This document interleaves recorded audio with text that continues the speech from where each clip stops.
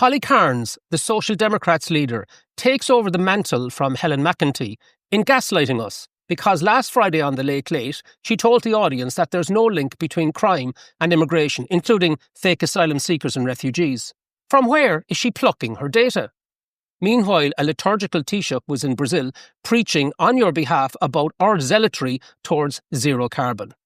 All of this is happening the week that the Department of Finance produced a 200-page report, Future 40, mapping out its globalist agenda, an insight into the hidden programme for governing Ireland under the 17 Sustainable UN Goals. In studio, data scientist engineer Ivor Cummins, and coming in online, IPAS predator and expert Nick Delehanty. If you're near a seatbelt, you better strap up. I'm Eddie Hobbs. Let's break it down.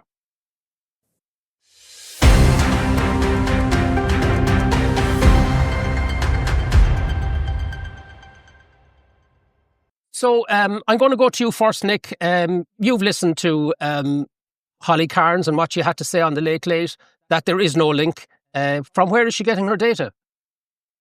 Yeah, but this is the thing. It's the common phrase that is now just thrown out meaninglessly without any thought that there are no links between crime and immigration.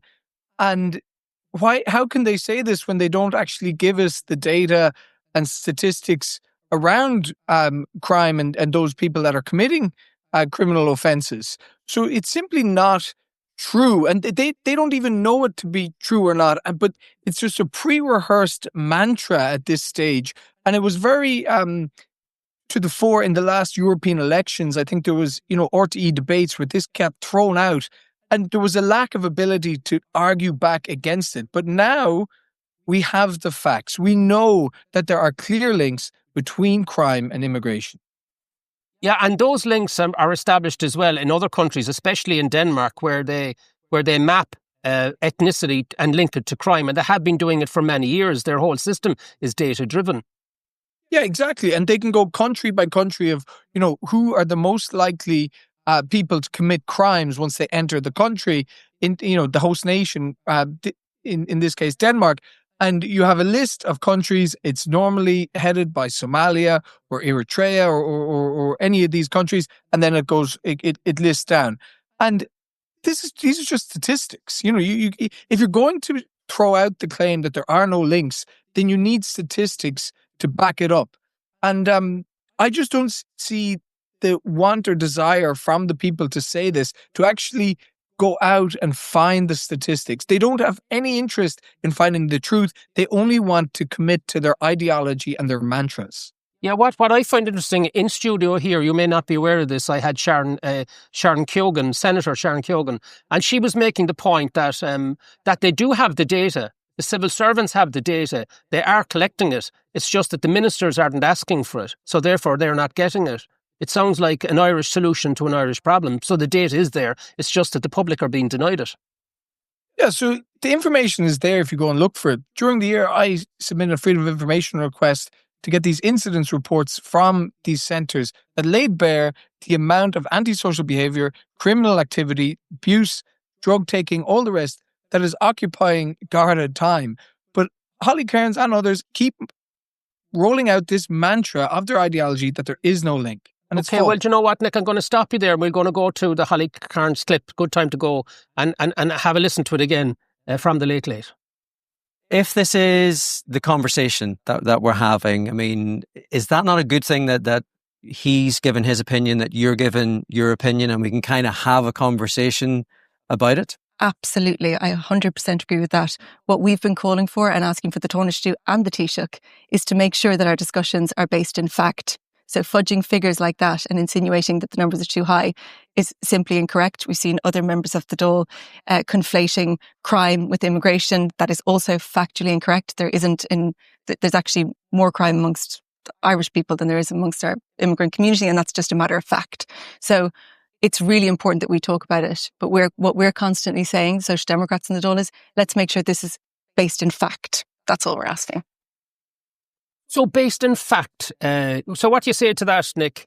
She seems to be very emphatic that she has facts. Yeah, like how many times do you need to say facts? Just because you say the word fact doesn't mean you have the facts. And I think Holly Carnes needs to understand, per capita, yes, there are more Irish people committing crimes than other people, but not on a per capita basis. And the one place where this is set out in public data is the population of our prisons. And per capita, Irish people are the lowest rate of incarceration in the country. And that data is spelled out. The highest country for it is, according to what I have, Lithuania, 3.1. So there's Brazil 2.3, Polish 1.2. So, you can go through the facts all you want, but her facts are wrong. And that data that you're referring to there, Nick, what's the source of that? Is that the Irish Prison Service? Yeah, the Irish Prison Service put out these population figures very routinely. They put out prison numbers every day, in fact, to show the level of overcrowding. And they do a per capita population census. So this would be freely available to Holly Carnes then. I mean, it's open data, even though it's pretty thin in comparison to the Danish deep dive data. Yes, completely. So, like the Danish data is more in terms of the levels of crimes committed and people that don't go to prison. Then there's a wider net, because as we know in this country, just because you commit a crime and are found guilty of it doesn't actually mean you end up in prison. But of the people that are in prison, those numbers are publicly available. Okay, listen, thank you. You've been very clear. Appreciate that, Nick. Thank you very much. I'm going to let you go with that, and I'm going to press on with Ivor Cummins here in studio. Thanks again, Nick. Thank you. So, Ivor, you in the past you've looked at the Danish situation, the Danish data, and when you compare and contrast what Nick is describing as chaos, and he's right. Let's call it's chaotic. We don't have a system. We're throwing them into centres. There's no integration or assimilation. It's just a complete and utter heap. And now the spoiled the vote is after changing at least the rhetoric. But when you look at the Danish system, what do you see? Yeah, it's black and white. And to be honest, there's another point as well. Often in data analysis, the data you see should be what you'd expect from logic, right? An understanding of psychology and everything else. And it lines up exactly. It's what you'd expect. So the non-European migrants have a much higher level of crime. And that's, again, not just imprisonment, but crime in general, because they may not get imprisoned to the same rate as Irish. So Nick's absolutely right. You've got to be careful. So this is just crime overall that's logged. And then their descendants or the children from non-European migrants. In Denmark. This is all Denmark, again, have a much, much higher rate also. So there's a second order. So this is going to be a multiplying problem, because as there's more migrants, more birth rates actually within migrants. And we know that the second generation has really high crime rates relative to Danish or European migrants, who are actually not that bad, actually. Interesting. These numbers are huge and growing. We know to a certainty from what Nick said and from the data we can get in Ireland, even though it's restricted. But what we have, and then using Denmark as a proxy and being reasonable, there may be some societal differences, etc., but triangulate it and put it together, Ireland essentially will have a similar thing. And Eddie, there was an article came out the last couple of days, very controversial. I can't say the actual source, but I think it was Devon or Dorset. No, I think it was Devon in England, where there's a lot of migrants suddenly coming in, and there's one community of 300,000 people. And apparently the police said, 56% of sexually related kind of assaults are from non-IPAS type migrants, okay? Which means 44% were from said people. But they only make up around 1% of the population. Well, that's extraordinary. But I mean, if logic applies, if you're coming in from certain countries that we don't have to name, culturally they're completely different view, especially about assault against women. But when you just brought it out and you look at the Danish asylum system itself, what's bringing this into my head is you were saying, well, you look, there's almost a 50-50 split in the local population there. But in Denmark, when that happens, they flatten the place to stop ghettoization. Is that correct? Is that one of their one of their Yeah, spokes. that's the article I shared with you today. Amanda Akas, political correspondent, astonishing article, and it's entitled "Reform's Been Pretty Quiet Since Labour Started Exploring the Danish Migration Model, and This Is Why." But you're absolutely right. In there, it's incredible, the actual details. One of them is the number of successful asylum claims in Denmark has fallen to a 40-year low, because Denmark are simply doing what our politicians and our government of our country should be obviously doing. That's why over 80% of people in surveys say the government here in Ireland need to sort this. But a 40-year low they've hit in Denmark of successful asylum, and 95% of failed claimants are deported. I think we're running 1 or 2%. Yeah. Or something like that. Yeah. So that's how bad Ireland is. But to your point, they have really tough rules on family reunification. Yeah, can I stop you there? No, family reunification is like a motorway where there's a lane and suddenly it's a motorway. I mean, that really surges, doesn't it? Your rules on family reunification. So obviously they're very different than Ireland. Oh, well, Denmark is doing the right thing, and they've identified that as a massive motorway and a huge problem for their country, their people, their culture and their future. So yeah, they've taken care of it. Both the sponsor and their partner are required to be at least 24 years old. The Danish government mentioned arranged marriages. That might be the age thing. But then the sponsor must also not have claimed welfare for over 3 years. That's a big exclusion there. A huge one, I would say, if you look at what we have in Ireland, and must provide a financial guarantee for their partner, documented. Both must also pass a Danish language test. Danish. So it's a different universe. But to what you mentioned, in 2018, Denmark introduced what is called a ghetto package, a controversial plan to radically alter some residential areas, including by demolishing social housing in areas with over 1,000 residents, of which more than 50% were immigrants and their descendants from non-Western countries. So if you have 1,000 residents or more and over 50% are from non-Western countries, because Denmark know that the Western type migrants, there's not really a problem so much, they look at demolishing.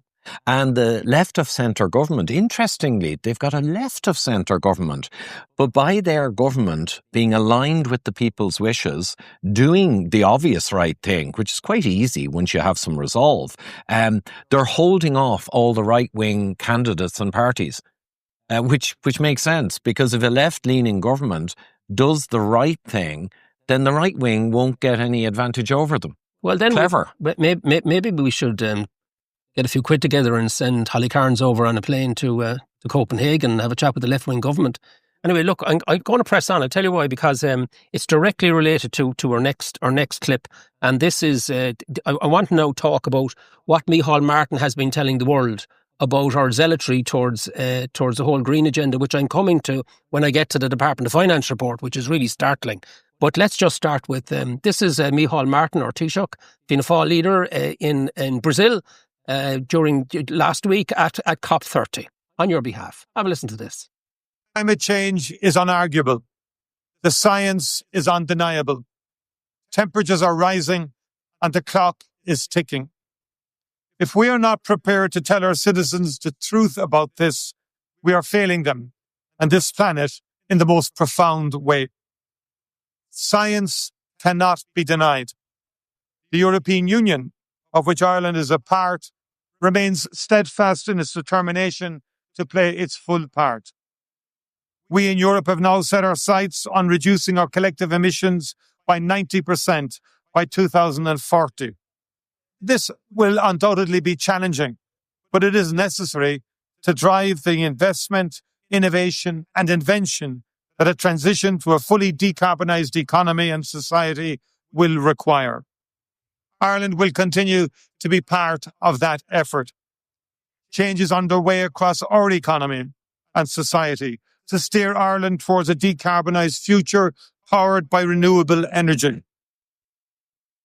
Well, I mean, that could have been a speech made by Roderick O'Gorman. This is COP30, where, by the way, where my data shows that 29% drop in heads of state attended COP30 in Brazil because the big beast has left the building, the United States of America. We were talking about that when we looked at the Trump speech. Remember that?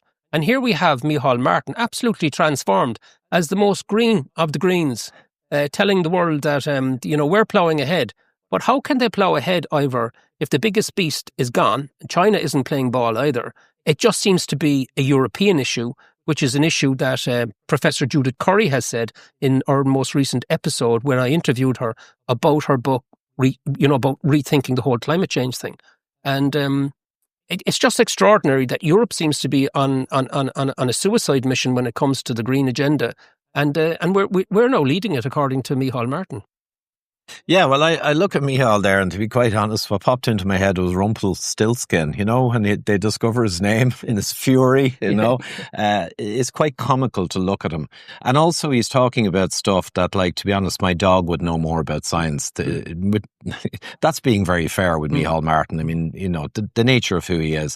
So he says the science is settled, essentially, which is an absurd. It's a contradiction in terms. It's an oxymoron, isn't it? It's an oxymoron. Science cannot be settled. You can only have the best data to support the leading hypothesis. And we know that the fraud in the climate change mafia industry has been enormous. We have so much of it documented. I mean, Judith, you've got Professor Happer, and so many more fantastic people in the field, true experts, who have pointed out that it's not a crisis. It's just a steady, slow rise in temperature.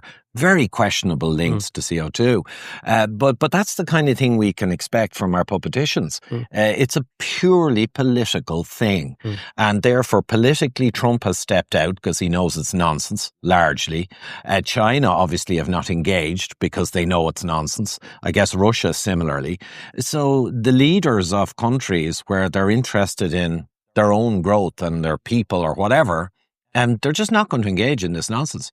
But people like Micheál Martin will engage because his paymasters in the UN and all the way from Rockefeller Trilateral Commission and Bilderberg and all the Club of Rome and all the players and powerful institutions and the Commission, the EU, who have spent a half century building this control mechanism up and funding it with enormous amounts of money, right? They now want to use this for their political ends. It's a purely political issue. Yeah, well, let's. Do you know what? I think what I'll do next is I'm going to play this little message because and just bear with, come back pretty quickly, because thereafter we're going to go straight into this absolutely jaw-dropping report called Future 40 from the Department of Finance, which feeds directly into what Micheál Martin was saying on your behalf in front of the world in Brazil. It's time to pivot to solutions. We know the problems and the challenges. This coming January the 10th and 11th, I'm hosting the first ever IRL Forum, a solutions-driven national public conference with special guests speaking on issues Ireland faces today. Hence, this is the beginning of a comprehensive new discussion about what to do. Visit irlforum.com now for limited tickets with 20% off for early birds using my promo code EDDIE. See you there. Well, welcome back. What you won't know is that this huge report came out from the Department of Finance, Ivor. As you know, I've asked you to look at it as well. It's 215 pages long, and it sketches out their view of where Ireland is going to go over the next 40 years, in other words, to 2065. And just first line I'm going to put up, and then we're going to put up a few slides from there. It's directly from the report, which I've studied in detail. I'm just going to put up a few slides, and then we're going to have a chat about them. This is the first slide. It's 3.2 in the report. And it looks at where we are now. There you go, Ivor. That's where we are now. That's the trajectory we're on when it comes to CO2 emissions. You can see it declining there on the dark line, and that's where we're going to go. Or we're going to go deeper. And you can see there on the B slide the target for 2030, which means we're committing to reduce our carbon emissions by a further 30%. By the way, we'll be down to 100% by 2050. That's the plan. Yeah, it's just, what can I say, it's utterly absurd. So the real argument would be to what extent you need to reduce carbon dioxide emissions at all, right? But to put numbers like that in, it's just insane. I have friends in relatively senior and technical levels in power generation, and they told me a year ago, they said, Ivor, the game is actually up. Because even within the power generation circles, where 5 years ago, people used to all go along with the narrative. And he said it was like talking to zombies.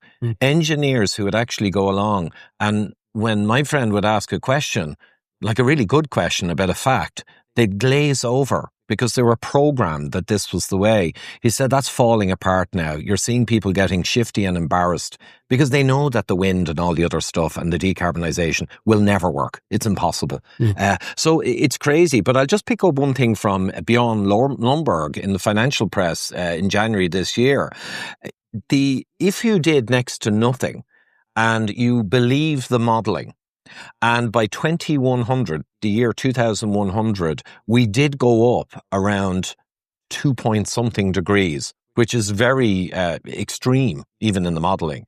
The UN figures themselves that say we'd be 40 or 450% in GDP, every individual, richer by 2100 than we are today. Well, with the full impact of that several degrees of climate crisis, right, allowed to occur, we'd only be 440% richer than we are today. So the figures from one half of the corrupt United Nations are putting the lie to the figures from the other corrupt half who deal with climate change. So in other words, there's a few percent less GDP richness per person even if you did next to nothing and let the temperature rise. And that, Eddie, is without even. The real data would say that the temperature rise is not in our control anyway. Your carbon costs, which is up to, what is it, per tonne of CO2 that you're using is going to go up by 40% between now and 2030. I can tell you that the report says that the amount of miles that you're going to drive is going to fall by 20% very shortly. In other words, you're going to be paying per mile you drive, and that's going to go to 50% mileage reduction by the mid 2030s to 2040. You can see where it's going. It's going all the ways down into poverty. I mean, because there is no other way, because the alternatives, and by the way, we're going to have 80% of our electricity coming from wind and solar while all this is happening. I mean, this is extraordinary stuff, isn't it? Yeah, Eddie, it's, I don't know, it's just hard to believe. I read the whole report, but I really appreciated your summary. It's literally insane. I'd have to say, and the senior engineering friends I know who I've discussed climate with at length, it's all in agreement. Do you want to comment on the slide? Look, that really summarises it, doesn't it? You can see on the left, the growth rate of expenditure. I mean, climate change on the left there, as you said, doubled the healthcare and long-term expenditure for even pensions and other things and housing. That is insanity in one graph. There should be almost nothing for climate change per se. Almost nothing. And what makes the whole thing a joke is, what is the impact of climate change on Ireland? Let's say there was an impact. And I'll show you. Can I just put up slide 1014 there? This is from the report, slide 1014. And what this is, Ivor, is you can see we're on a trajectory downwards at the moment in terms of our debt. We're the best boys in the class. And just look at what happens when we embark on this linear model that the Department of Finance has been cooking up to our debt. We're back up to burst levels. Once you go above 100%, you're getting into real trouble unless you're the United States of America with the world reserve currency. But look at where we're going. We're going up to in excess of 140% of debt to GNI. That's gross national income. If this plan were to play out. Yeah, well, it's clear from this report that you can see our public servants now are either sociopathic or classic useful idiots. So I would say they're hypnotized useful idiots, a bit like people during COVID who obviously we had a mass formation. These public servants and these financial people are involved in their own mass formation, which has been given unto them by the UN, IPCC and all of Rockefeller and Bilderberg's other organs. In fairness, we have the full history. We know where they came from and who funds them. And therefore they have things like this. Let's drive ourselves into poverty over the next 40 years. Let's race to net zero and to our own destruction and demise. I mean, that's what they're saying. Yeah, but just look at what happens, right? What the model does, what this linear model does, and I'm going to come on now to slide 4.9 in the report.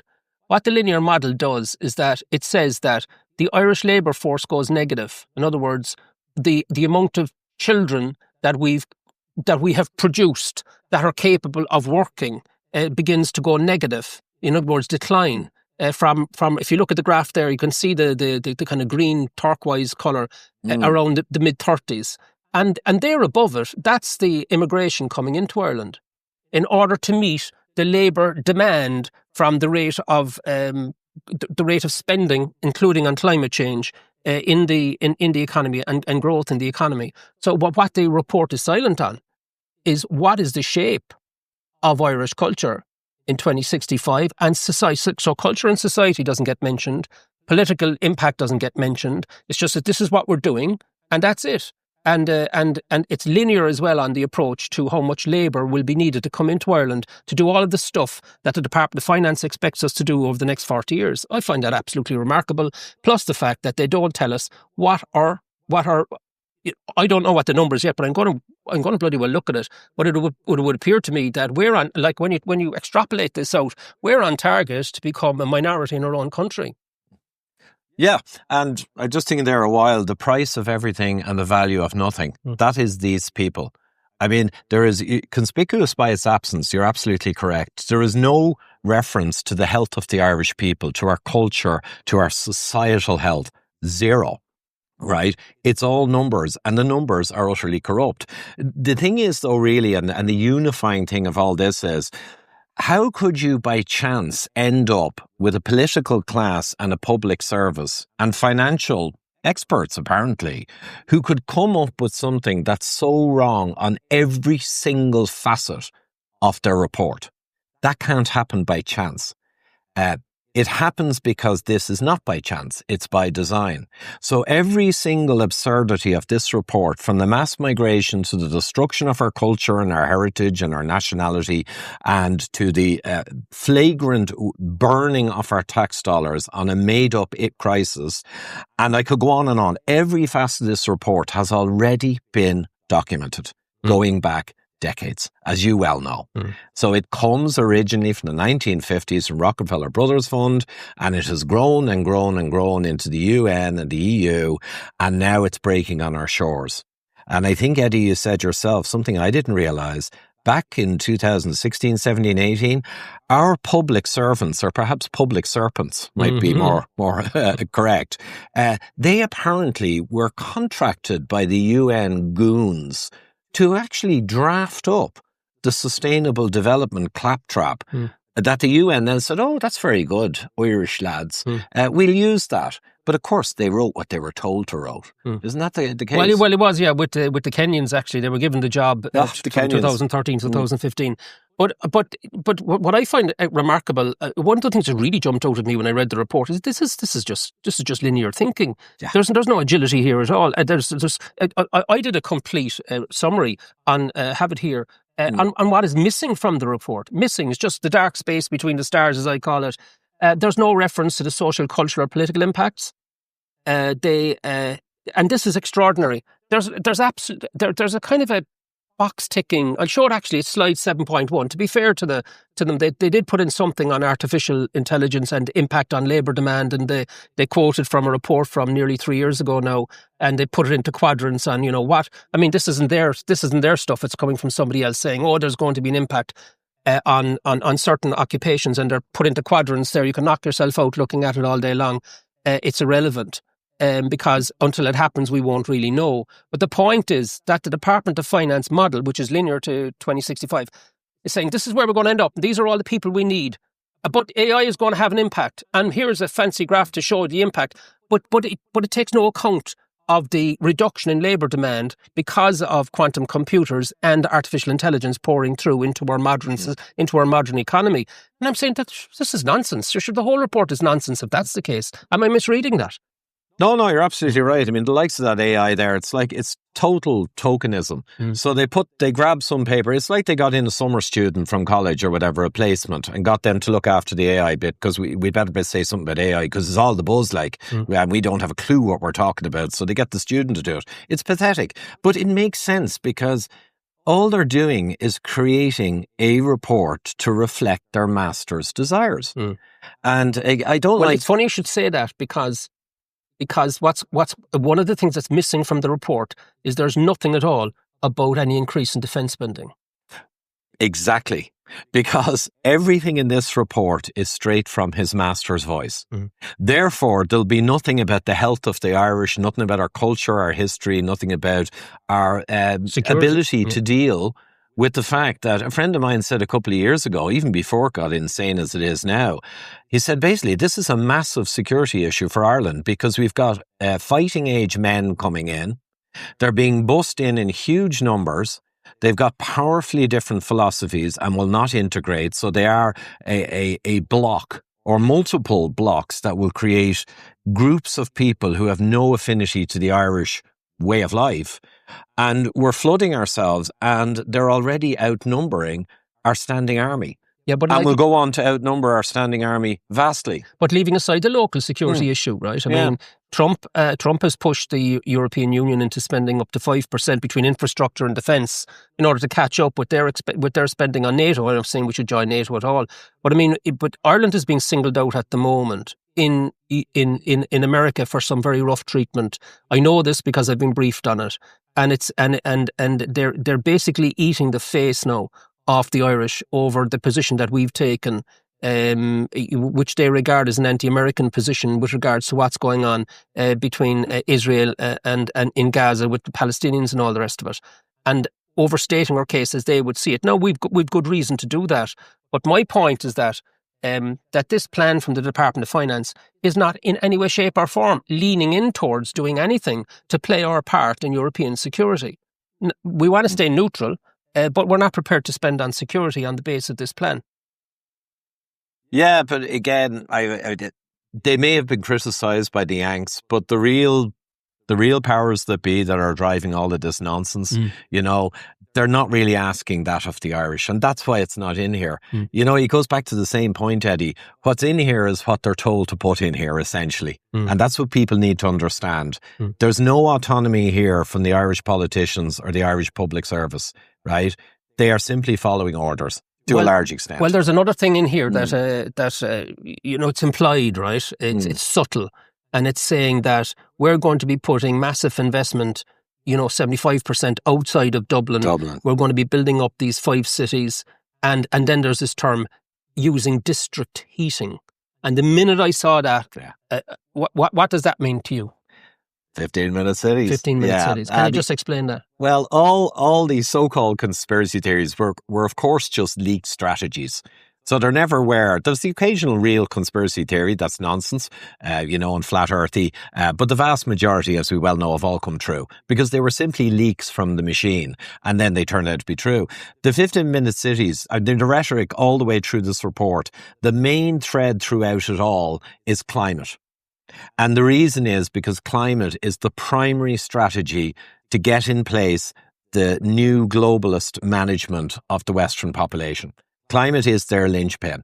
And that's why even when Trump walks away, and even when Bill Gates the other day said, yeah, it's not really a crisis, right? Even when those sub-politics happen, our own lot cannot let it go. I mean UN. And we saw the head of the UN coming out with COP30 there the last few days, screeching about climate and we're all going to die.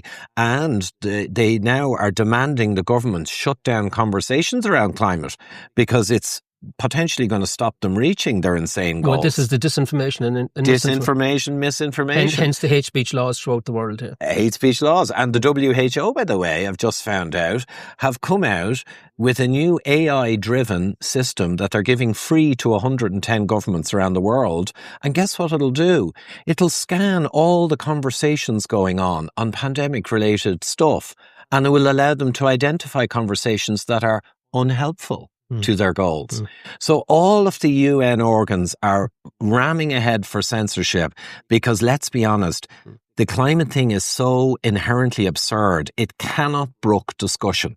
You cannot allow people to discuss it for even a minute. You have to say the science settled because that's what you have to do with the big lie.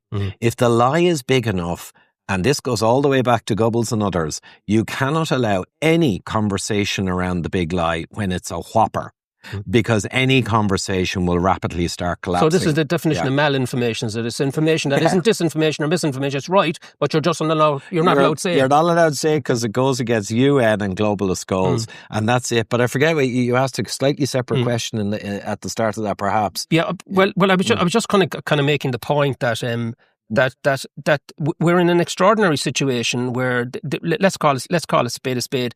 That the whole thing about climate change is beginning to fall apart at the edges. Yes, and yet it's taking ages for this to get through to the virtue signalling political establishment we have. I mean, we had Micheál Martin. I mean, he may have been dressed in a green jumpsuit when he was over in COP30. And then you have Holly Carnes, who's also, I mean, she could just easily be the head of the Green Party, and we need to wake up here and actually say to ourselves, hold on a second, none of this has been explained in this manner and put to the Irish people properly by way of referendum or by way of general elections. Is this what we really want? Is this really, really what we want? Because I don't believe it is. And I think that I would say to those that are in mainstream media that are listening to this episode of Counterpoint, get the report, read the report, do your own research, write your own columns. You see what I see. You might see it slightly differently, but the bottom line is that the underlying momentum of this report is shocking. It is shocking, but the co-opting of the mainstream media, as we know, in the last few years, it's been shocking to watch how far they got over a few decades. But there was a survey a few years ago, and I think from the public, around a little short of 60% bought into climate change as a major issue that would affect them within their lifetime or their children's lifetime, right? It's absolutely not, but that was 60% almost. But when they went to a cohort of journalists across Europe, it was 80-something% believed it. Oh. So they've worked on the journalists even more than they've tried to brainwash the average hoi polloi. Our politicians also, they're Irish, right? They're not much different than the others, but they're Schleveens. And they know where the big hand is and where the big money comes from. Yeah. And they know what the big hand thinks is important. So that's why them and their public service will parrot what the big hand has said to them, and they'll just parrot it. And they won't even think outside of any box, because the other thing about the public service is we know it. I mean, I have lots of friends in it. It's a hierarchy and you keep your nose clean, and that means you rise up according to your due time. The slightest leadership you show or questioning, right, you forget your career. It's the opposite of corporate that I grew up in my career, where leadership was what is rewarded. So naturally, they're just fodder, cannon fodder for totalitarians like the UN. Absolutely. Because they will do whatever they're told, and that means they'll get their raises, they'll get a new position, and they'll be looked after with a massive fat pension. And who cares if their country burns down around them in 30 years? Not their problem. Yeah, I'm going to bring up, just going to switch topics here now slightly to something that's connected to, I mean, what we're seeing here is we're seeing a plan. We're seeing the modelling of a plan to basically have a massive increase in immigration coming into Ireland to make up for the fall in labour force, because the fertility rate is after collapsing from having 4 kids in the 1950s, and then it was 2 point whatever it was in the 90s, and now it's down to 1.53. But of course it is. I mean, that's what's going to happen when you make it almost impossible for a family in a country to actually have children, to get a home, and so on. And we know that there's a massive problem in the housing market. So I'm just going to put up this slide, which is slide 5.1 in the report, and this shows dramatically. I want to just remind people of this, that after the collapse, so there you have, there's a number of new houses being built. New per 1,000 people. And then you see a massive collapse. And of course, that's the global financial crisis. And I recall straight after that, the developers were taken out to the stockades in Ireland, on the newspapers, and slaughtered with the political establishment yelling on, because they wanted a fall guy, and the fall guy was the developers. So therefore, we stopped all investment in housing. And that's what happened. Look at the trough in housing, 2008, 2011, 2014, and then we're only crawling back. And according to this report, it's saying that the total pent up, the Housing Commission, it's referencing the Housing Commission, but there's nothing new to Counterpoint, but the actual deficit we're sitting on at the moment is about 250,000 houses. They have a range 212,000 to 256. It's 250,000. That's the deficit. The actual supply is 30 to 33,000. And they're saying, whoa, we're going to build 60,000 houses a year on average for the next 5 years. And even if we do, we still have, they're saying that housing is still going to be unaffordable until 2040. So basically what they're saying is that you're going to be exporting your highly educated adult children out of Ireland, and we're going to be importing low-skilled, low-cost labour into Ireland to replace them.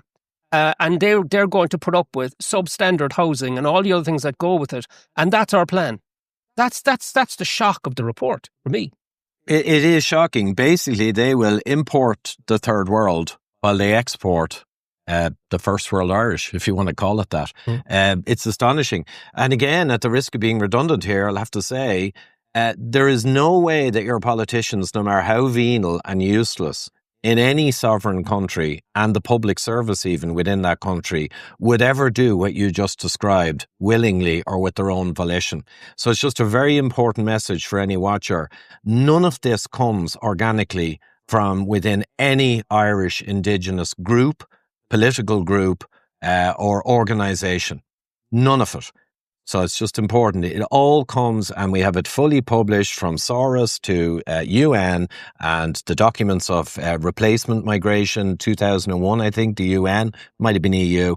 It has been written, and it's fully on the historical record. They are simply following orders, and people need to think about that. Your country is literally being put down the tubes. The children will have no houses. They'll have to leave the country, and we'll import basically unskilled, highly differently with view to women and respect for women and religious weird stuff. We're importing that, and we send our children out. Our guys are doing that as a policy at the beck and call of non-Irish NGOs and organisations. And supranational organisations. Okay, listen, I think we've kind of fairly well flogged it to death there, Ivor. All I'm saying to those watching is that this report, Future 40, this is the globalist plan here, laid out in Department of Finance language. That's the point that Ivor's making. Yeah. And it's about goddamn time we woke up and saw it for what it was, and stop being...